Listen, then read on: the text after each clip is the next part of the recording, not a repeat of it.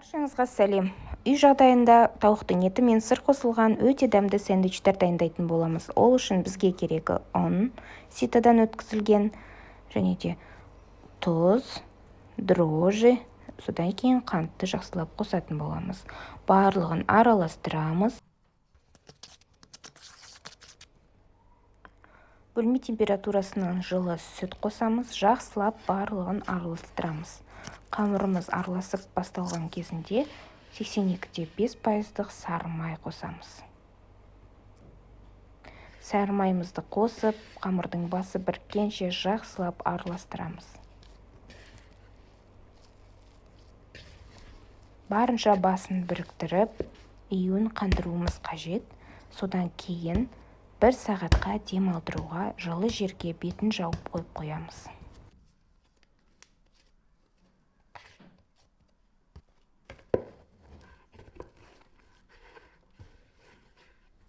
Қамырымыз көтерілгенше ішіндегі начинкасын дайындаймыз. Начинка үшін 1 помидор қажет, майдалап тураймыз.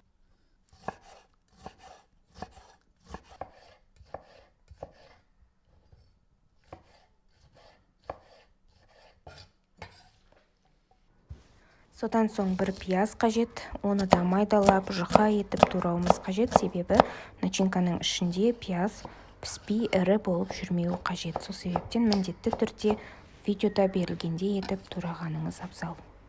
Содан кейін тауықтың төс етін де майдалап тураймыз.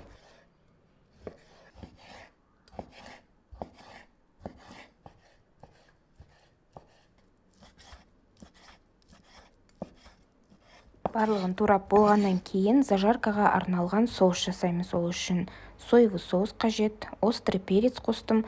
Немесе сіз кішкентай балалар жейтін болса, острый перец қоспасаңыз да болады, паприка қоссаңыз болады, горчица және томатты соус қосамыз. Яғни томатная паста қосып, жақсылап бір келкі болғанша араластырып, томатты соусымызды дайындап аламыз. Содан кейін чеснок тураймыз, өте майда етіп турап аламыз. Видеода көріп отырғандарыңыздай.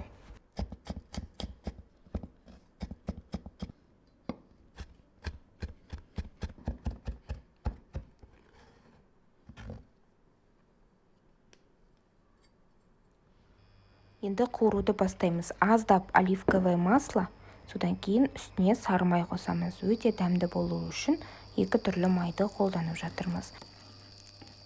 Содан соң майымыз еріген соң чеснокты саламыз. Чесноктың иісі шығып, әдемі дәмі кіргенше жақсылап майда қуырып аламыз. Содан кейін етімізді, помидорымызды және пиязымызды салып, ары қарай жақсылап пиязымыз жұмсарғанша, етіміз піскенше қуыра бастаймыз.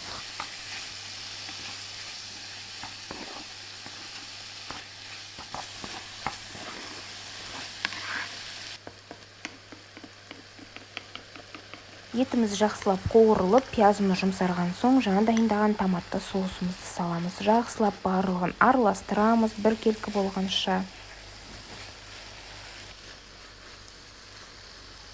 Осылай өте дәмді начинкамызды дайындаймыз. Содан кейін нанның үстіне жағатын соус дайындаймыз. Бұл жерде бізге майонез керек, кетчуп, горчица қажет және де тұздалған қияр қосамыз, яғни соленые огурцы банкадағы. Осыны жақсылап майдалап турап аламыз.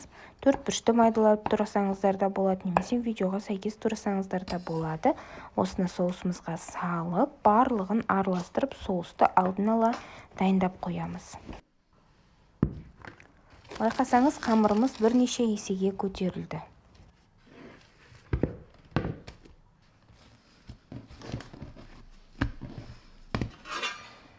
Енді қайта кішкене илеп жіберемізді, теңдей 9 бөлікке бөлеміз. Содан кейін әрқайсысын дөңгелектеп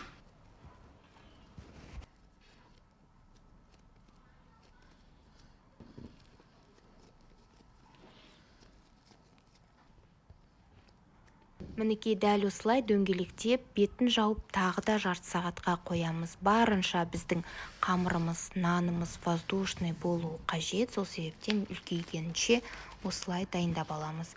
Содан кейін ыңғайлы болатын противенге саламыз, және тағы да осы жерде 15 минутқа бетін жауып қоямыз. Дайын болғаннан кейін қамырымыздың үстіне сүт жағып, кәдімгі жылы сүтті жағып, духовкаға саламыз.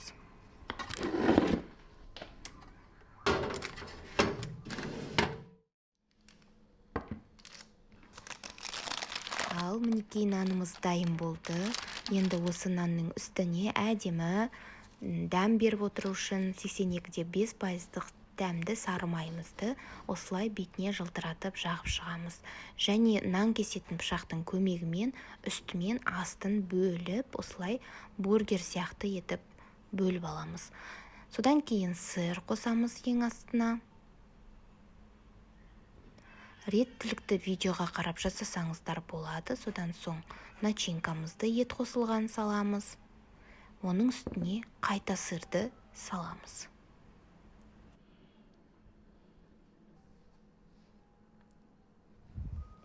Бұл жерде сырымыз міндетті түрде еритін сыр болуы қажет. Мендегі сыр чеддер мен және де сливочный сметанковый сырды пайдаландым.